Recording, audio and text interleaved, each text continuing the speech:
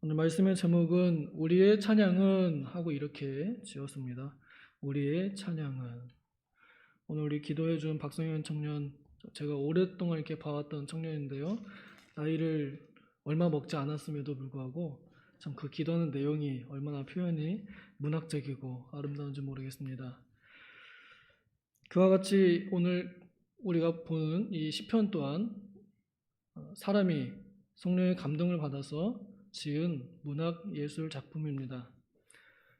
이 시편은 하나님의 진리가 축약되어 있는 요약본이라고도 할 수 있고 성경의 요약이라 할 수 있고 또 하나님의 진리가 가득한 그런 보물창고와 같은 진리의 보물창고와 같은 책이 바로 시편입니다.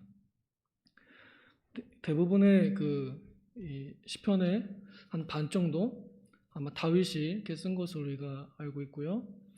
그 중에 오늘 나오는 이 22편은 메시아의 순환, 메시아의 고난을 주제로 다윗이 쓴 시라고 소개되어 있습니다. 아옐렛 사할, 발음도 잘 안 돼요. 히브리어요. 아옐렛 샤할이라는 그 곡조에 맞춰서 부르는 노래다라고 표제어에 기록이 되어 있습니다. 새벽의 사슴 혹은 아침의 암사슴 이런 곡조라고 합니다. 우리가 이 곡조가 분명하게 어떤지는 잘 몰라도 어느 정도 힌트는 있죠. 새벽에 암사슴이 이렇게 그 산속을 이렇게 거니는 모습이나 혹은 새벽에 그 사슴이 물을 마시러 가는 그런 모습들이 우리에게 어떤 그 느낌으로 다가오는지 어느 정도 인식이 될 수 있습니다. 보면은 그 전체 그 흐름은 이거예요. 하나님, 나는 하나님과 정말 가까이 지내서 나는 밤에도 하나님 찾았고 낮에도 하나님을 찾았는데 어째 하나님 그런 나의 기도를 안 들어주십니까? 왜 내가 아무리 부르고 불러도 대답이 도대체 없으신 겁니까? 아니 우리 조상들에게는 그렇게 대답을 잘 해주셨으면서 왜 이 벌레 같은 나에게는 대답을 안 해주십니까? 나는 정말 죽을 지경입니다. 사람들이 나를 죽이려고 애워쌌습니다.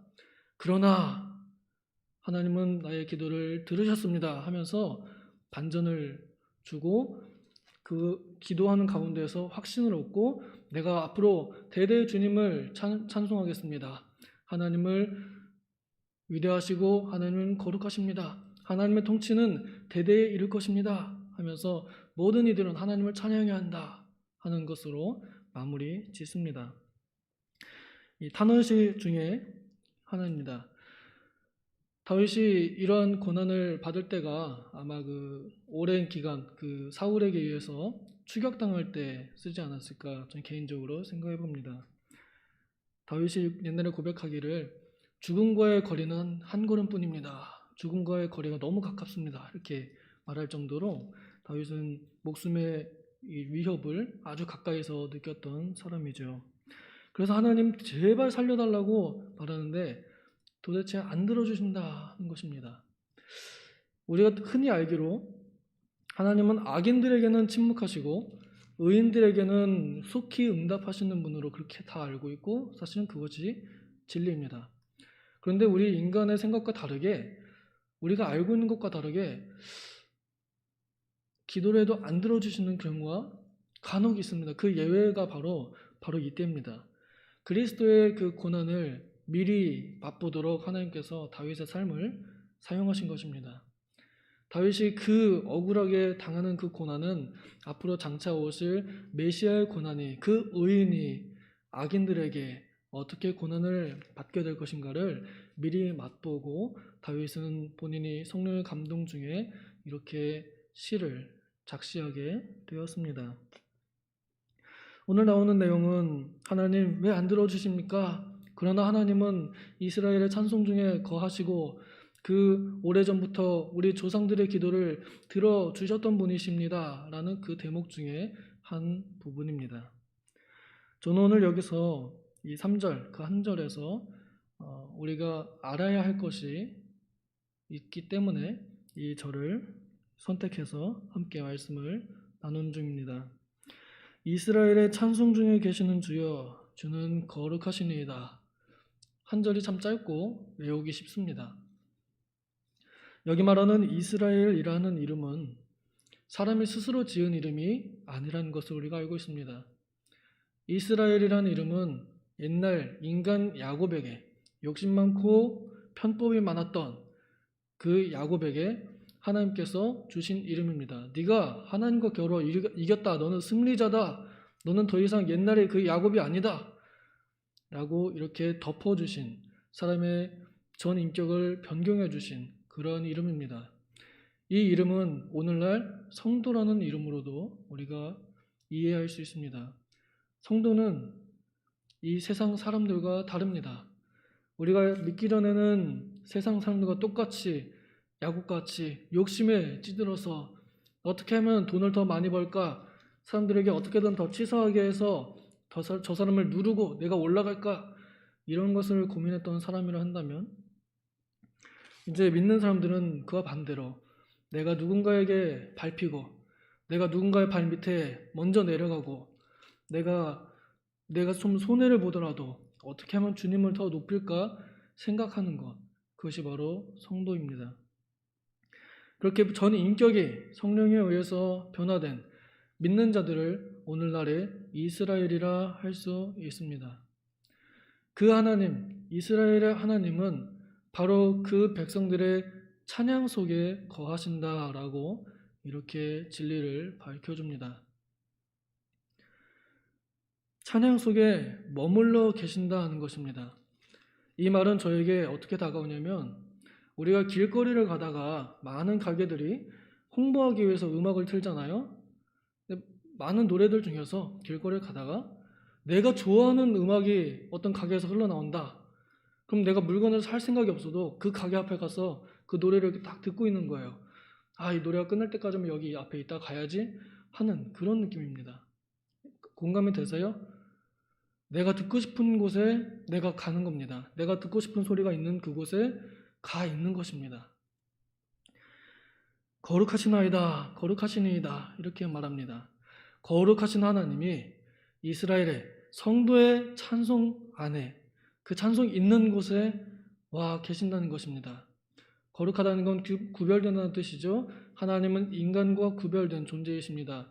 그 존재는, 그 지존하심은 좋게 인간의 그 어떤 것으로도 표현하기 어렵고 또 비교할 수 없을 정도로 엄청난 그 권위를 가지고 계신 그 하나님이 바로 우리들 가운데 계시다는 겁니다. 특별히 우리가 입술로 하나님을 찬양할 때 그 소리를 하나님께서 기뻐하시고 그곳으로 오신다는 뜻입니다. 교리적으로는 하나님의 모든 곳에 다 계십니다. 편재하십니다. 그러나 특별히 하나님의 의지적으로 하나님이 더욱 우리의 찬양을 기뻐 받으시고 좋아하신다는 뜻이죠. 오늘 이 중국 바이러스 전염병의 시대로 우리 성도들의 입이 막혔죠. 지금 이렇게 가려져고 또 마스크를 쓰기 때문에 찬양하는 거 굉장히 불편합니다.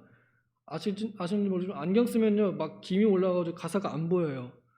부르다가 좀 힘듭니다. 그리고 발음도 제대로 잘 안 되고 목소리를 내도 이게 제대로 나오지 않습니다. 그래서 우리가 찬양할 때 감을 점점 잃어버리는 것 같아요. 우리 얼마 전에 우리 교회 안에서 청년들이 찬양 영상하는 프로젝트를 추진하게 되어서 각 한 구역에 한 분씩, 한 가정씩 선정해서 우리가 그 찬양을 이제 녹화해 주십시오 하고 이렇게 부탁을 합니다. 그럼 거의 대부분이 이제 수락을 하셔서 녹화를 해서 보내주셨습니다. 저도 교역자이기 때문에 어쩔 수 없이 이렇게 하게 됐는데요. 생각보다 쉽지 않았습니다. 한번 이렇게 찍어놓고 보면은 뭐가 또 마음에 안 들어서 또 다시 찍자 그러고, 나는 괜찮은데 자꾸 막 이쁘게 안 나왔다 그래서 다시 찍자 그러고, 또 목소리가 작다고 다시 찍자 그러고, 또 어디가 틀렸다 그래서 다시 찍자 그러고, 진짜로 찍는데 한 2시간 걸린 것 같습니다. 하나 찍는데, 하나 내보내는데. 그러면서 마음도 점점 지치고 막 그럼에도 불구하고 그 중에 감사했던 것은 그 찬양 속에서 우리 가정이 믿음으로 하나됨을 느끼고, 또 이 어려운 시기에도 이 가정에 하나님을 노래하는 것이 끊이지 않았다는 것을 감사하면서 그 노래를 함께 부르게 되었습니다. 아마 각 가정에서 오랜만에 찬양이 울려 퍼졌을 것 같아요. 그 프로젝트에 참여하신 분들, 그 선정받지 못하신 분들에게는 참 죄송합니다. 시간이 많이 없어서 지원을 받지 못했습니다. 중요한 것은 하나님께서는 그렇게 우리가 노래할 때 그곳에 함께 계시다는 것을 우리가 느낄 수 있도록 하시는 분이라는 겁니다. 오늘 우리가 함께 부른 이 621장 아마 처음 불러보셨을지도 모르겠습니다. 제가 옛날 청년부 신앙 생활할 때, 청년부 일 때 사랑의 교회 새벽 예배 한번 참석했다가 거기서 불렀던 찬양입니다. 그때 부를 때 가사는 굉장히 쉬워요. 찬양하라 내 영혼아, 경배하라 내 영혼아, 온 마음과 정성을 다하여 그리하라. 가사 정말 쉽고 외우기 쉽습니다. 그 노래를 온 성도들이 그 새벽에 본당 지하에서 손 들고 찬양하는 것, 그 분위기 안에서 하나님이 정말로 임재하시는구나, 하나님 이 성도 찬양 가운데 계시는구나 하는 것을 느끼게 하는 찬양이었습니다. 저는 오늘도 그 감동을 여기 현장에 계신 분들과 함께 나누고, 또 가정에서 온라인으로 조그맣게 부르시는 분들의 그 찬양에도 하나님께서 함께 계신다고 믿습니다. 우리가 이 성탄절을 늘 하던 그 찬양 예배나 이런 것들을 잘 못하게 되었긴 하지만, 그래도 우리 가정과 또 우리의 마음에서 이 찬양이 끊이지 않기를 바랍니다. 이렇게 하나님께서는 우리의 찬양 속에 계십니다. 오늘 제목을 제가 우리의 찬양은 하고 이렇게 지었습니다. 우리의 찬양은 하나님을 하나님 되게 하는 것입니다. 우리의 찬양은 하나님을 우리 가운데 초대하는 것입니다. 우리의 찬양은 하나님의 권위를 하나님께 돌려드리는 것입니다.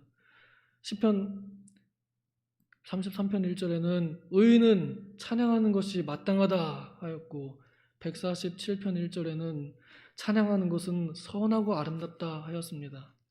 이사야 43장 21절에서는 내가 그들을 내 찬송을 부르게 하려고 지었다라고 말했습니다. 우리의 찬양은 의무입니다. 성도는 찬양해야 할 의무를 가진 사람들입니다. 우리가 찬양하지 않는다면 그것은 직무유기입니다. 그러므로 우리는 더욱더 찬양해야 할 것입니다. 찬양은 그냥 말로만, 그냥 입술로만 하는 것이 아닙니다. 그럼 벙어리들은 어떻게 찬양을 하나요? 목소리 내지 못하는 사람들은 어떻게 찬양하나요? 하나님은 그 마음의 찬양을 보십니다. 온 마음과 정성을 다하여 노래하는 모든 표현들을 하나님께서 다 받아주시고 그 속에 하나님께서 함께 계십니다. 우리가 기도하는 것 또한 찬양입니다. 노래하는 것 또한 기도입니다. 이 새벽에 우리가 노래하고 기도하는 모든 것들이 하나님께 대한 모든 신앙의 행위이기 때문에 하나님께서는 그 성도 안에 가까이 계실 것입니다. 우리가 바라건대 오늘 하루 또 앞으로 남은 날 동안 우리의 입술로 우리의 호흡을 다해서 하나님을 노래하는 그러한 성도들로 살아가시기를 소망합니다. 기도하겠습니다. 하나님, 우리는 참으로 미련하고 연약하지만 하나님께서 우리에게 숨을 주셔서 이 호흡으로 하나님을 찬양할 수 있게 하심을 감사드립니다.